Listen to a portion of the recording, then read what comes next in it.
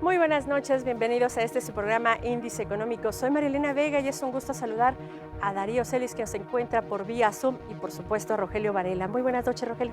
¿Qué tal, Marilena? ¿Cómo estás? Buenas noches a todos. Nos acompaña Francisco Cervantes, presidente de Concamín, para hablar sobre los retos de la economía y lo que se requiere para la reactivación. La inflación en la primera quincena de junio subió 0.32%. Dicho crecimiento se explica, entre otros factores, a los precios de la gasolina, así lo informó el INEGI. El Sistema de Administración Tributaria, SAT, informó que las empresas factureras le han costado a la Hacienda Pública 55,000 millones de pesos, por lo que anunció sanciones a personas morales y físicas que compraron facturas para eludir el pago de impuestos. El Banco de México bajará en otros 50 puntos base su tasa de referencia este jueves, así lo anticiparon analistas del mercado, por lo que quedaría en 5.50% como una medida para activar la demanda de crédito en los próximos meses. La balanza comercial agroalimentaria registró superávit por 1.787 millones de dólares, lo que significó un crecimiento de 11.6% con relación al mismo periodo de 2019. Así lo informó la Secretaría de Desarrollo Rural. El sector industrial es uno de los motores de la economía, pero también requiere de ciertos estímulos para reactivarse. Vea lo que le preparamos. México tiene las herramientas para que pueda crecer a tasas de 5%. Sin embargo, esto ha quedado en una premisa incumplida. Los pronósticos de crecimiento para la economía mexicana en este 2020 sufre reducciones debido al brote del COVID-19 a nivel mundial, cuyo impacto se observa en la dinámica comercial de los próximos meses. En este escenario, JP Morgan tiene el pronóstico más pesimista. Prevé una contracción del Producto Interno Bruto Nacional de 10.5%. Bank of America anticipa una caída del 10%, mientras que el Banco de México estima que la economía mexicana se puede contraer entre 4.6 y 8.8%, y la Secretaría de Hacienda vaticina una pérdida de 3.9%. De las políticas y estrategias para revertir los números negativos y comenzar el ascenso de la economía mexicana, platicamos en Índice Económico. México tiene condiciones para crecer arriba del 3%. ¿Qué se necesita? ¿Cuáles son las estrategias? Y todavía se tiene y se está a tiempo. De esto platicamos el día de hoy con Francisco Cervantes, él es presidente de Concamín. Francisco, ¿cómo estás? Muy buenas noches. María Elena, muy buenas noches, gusto saludarte. Saludos al auditorio. Gracias, Francisco. Oye, ¿qué condiciones se tendrían que comenzar a establecer para verdaderamente comenzar a reactivar con una economía por arriba del 3%? Mira, nosotros hemos propuesto desde la Concamín hace 2 años una propuesta de política industrial con inclusión social. ¿Qué quiere decir eso? Que debe haber políticas públicas que sean facilitadoras, que promuevan la parte de inversión, que den confianza. México está en lugares muy importantes en proveeduría, en exportación. Somos la séptima potencia manufacturera del mundo. Y en fin, tenemos muchos atributos. Ahorita la parte logística, tenemos una fuerza laboral muy competitiva, que eso permite que los grandes inversionistas, las grandes empresas volteen a México, ¿no? Con todas estas cosas que, ¿cómo decírtelo? El conjunto de la fuerza laboral, industrial y de una sociedad muy respetuosa. Entonces hemos expuesto que debe de haber una política industrial, pero más allá, México sí estaba creciendo, y digo estaba porque los estados del centro, norte, noreste, tenían un crecimiento superior al 2%, el 3%, hasta el 4%.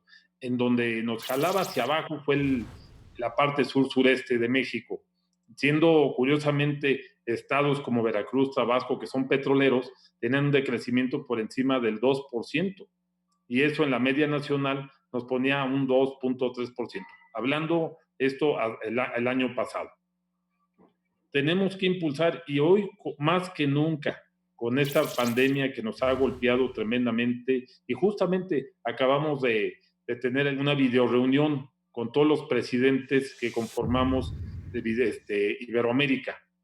Y fue muy interesante escuchar a todos las propuestas, los mensajes que dieron todos los presidentes. Estuvo también Su Majestad, el rey Felipe de España, también pues con opiniones muy, muy importantes, y a la hora de oír a todos, pues México tenemos un conjunto de cosas muy importantes. Somos un estado con energía, somos un estado con mano de obra calificada, competitiva, tenemos pues de vecino a Estados Unidos, con más de 3.500 kilómetros de frontera, que es el país más consumidor del mundo, y sobre todo los tratados que tenemos en México. O sea, tenemos, a la hora que sumas todo, tenemos un conjunto de atractivos para las inversiones, tanto nacionales como extranjeras. ¿Qué necesitamos dar? Confianza, certeza. Eso es es el mensaje que damos nosotros. ¿Cómo conformamos esto? Pues con una política industrial y obviamente no dejando de lado la parte social. Que vayamos una política Oye, de... Francisco, Sí. en el tema de la confianza, ¿sientes tú que en este regreso paulatino a la nueva normalidad, ves tú que las empresas no se estén desarticulando ante la falta pues de apoyo gubernamental, que es lo que han estado pues exigiendo a gritos buena parte del aparato industrial? Sí, sí, sí, la verdad que en esta nueva realidad que ya la empezamos a ver con más de 1 millón de desempleos, sí hay una desarticulación, se les acabó el flujo a la pequeña, mediana empresa, las grandes pues están siendo muy fracturadas, ya más de 70 días en paro total, y ahorita regresan las esenciales. Ahí quisiera también aclarar, porque hay una confusión y creen que ya regresamos toda la industria. No, no, no. Habemos más de 900,000 industrias todavía en paro. Las que abrieron ahorita, las esenciales, son automotriz, aeroespacial, minería y construcción. Pero también, con lo que tú mencionas, salieron los semáforos estatales. Estábamos dependiendo de un semáforo federal, y a la hora que se abre para las esenciales, pues nos encontramos también a los gobiernos de los estados con semáforos. Y bueno, pues estamos en diálogo con ellos, entendemos totalmente, de ninguna manera nos desentendemos de esta situación ni la criticamos. También los gobernadores, sus gobiernos son responsables de esta, que no siga creciendo la pandemia y de la mortandad que hay. Entonces entendemos aparte, sin embargo, pues estamos siendo muy responsables con protocolos altamente eficientes para cuidar que no se contagien, que no haya más contagiados dentro de las industrias, ¿no? Claro. Francisco, ¿qué apoyos desde el gobierno federal hacen falta para que el sector industrial pueda, digamos que, apuntalar su operación en el segundo semestre?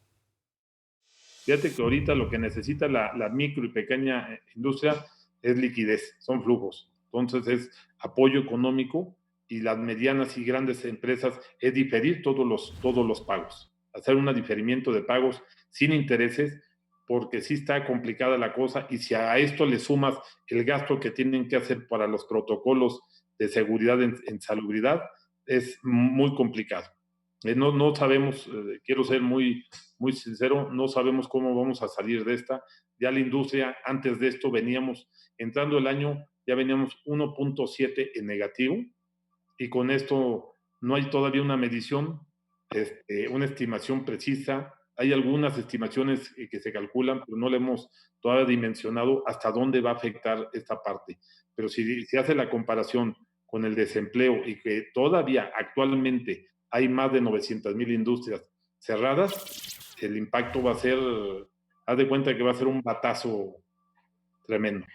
Francisco, ¿cuáles son las fortalezas que tenemos en estos momentos y cuáles son las debilidades? ¿Y se habla que va a haber ahí ajustes en materia de reformas?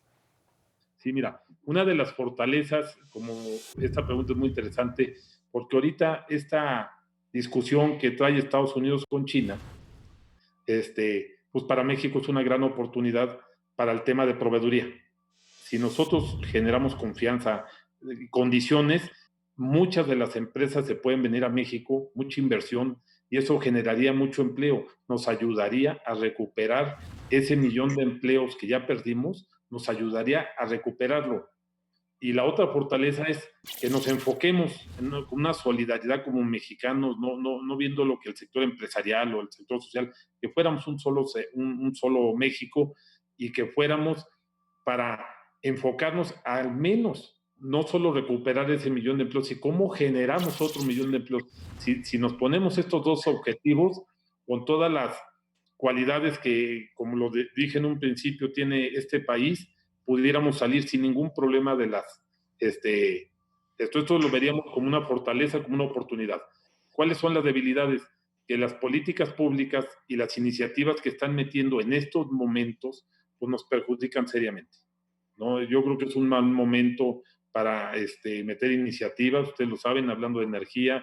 Ahorita empiezan expresiones en el tema de subir a los refrescos y al tema del cigarro, cuando ya existe un IEPS, cuando ya estamos hablando de un etiquetado, todavía maltratar más al sector agroalimentario, pues sería muy, muy grave, porque finalmente, quien paga es el consumidor. La otra es los pequeños productores.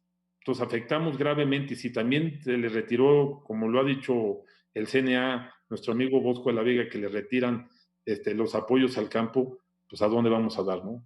Creo que es mal momento para estas iniciativas. Deberíamos de ver mejor cómo podemos impulsar, cómo podemos facilitar y cómo podemos enfocarnos a algo tan grave que es la otra pandemia, la económica y del desempleo. ¿Cómo podemos combatir esa segunda pandemia que nos va a golpear, pero gravemente? Y vamos hacia la tormenta perfecta. Oye, Francisco, lo que no encaja en esta tormenta perfecta es la entrada en vigor del Tratado de Libre Comercio para el próximo mes. Parecería que el gobierno está apostándole prácticamente todo a precisamente este tratado en lo que se refiere a la reactivación económica. ¿Cómo regresa la industria, las cadenas productivas de empresas mexicanas y sobre todo cómo enfrentarán este reto del TEMEC con empresas pues prácticamente descapitalizadas? Ese es algo que les hemos transmitido a los gobernadores, al gobierno federal. Tenemos que apresurar cómo las cadenas, principalmente la automotriz, no olvidemos que la automotriz es la cuarta exportadora del mundo y la sexta productora, sin tener una marca en México, y puede ser parte de la agenda. Lo mismo el tema aeroespacial, que somos proveedores, estamos entre el 9 y el 12º lugar. Tenemos que acelerar, obviamente con todo el cuidado y protocolos que esto compromete, para que estas cadenas regresen a la normalidad con todos los cuidados y obviamente con los mínimos de empleo, ¿no? No quiere decir que si una empresa tiene 10,000 empleos, regresen los 10,000, no, a lo mejor con 1,500, 2,000 empleos pueden volver las cadenas a trabajar para poder cumplir con los compromisos con este tratado del 1 de julio que entra, el TEMEC, 1 de julio que entra en vigor, ¿no? Sería una mala señal si lo hiciéramos al revés. Pues muchísimas gracias, Francisco Cervantes, presidente de Concamín. Muchas gracias por siempre tu disponibilidad para Índice Económico. Muchas gracias, Marilena. Gracias, Darío. Gracias, Roger. Les mando un abrazo. Gracias. Saludos a todo el auditorio. Gracias, Sin duda estamos ante el gran desafío que tiene el aparato industrial, no solo el mantener el equilibrio entre la seguridad sanitaria y el regreso pues de una manera segura a lo que es el trabajo en sí. Sin duda, ese es el gran desafío.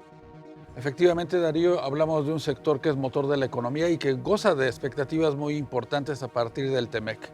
Así es, pues muchísimas gracias. Gracias por habernos acompañado. Pásela bien, cuídese muchísimo y recuerde que el próximo miércoles aquí tenemos una cita, 11:45 de la noche, Índice Económico.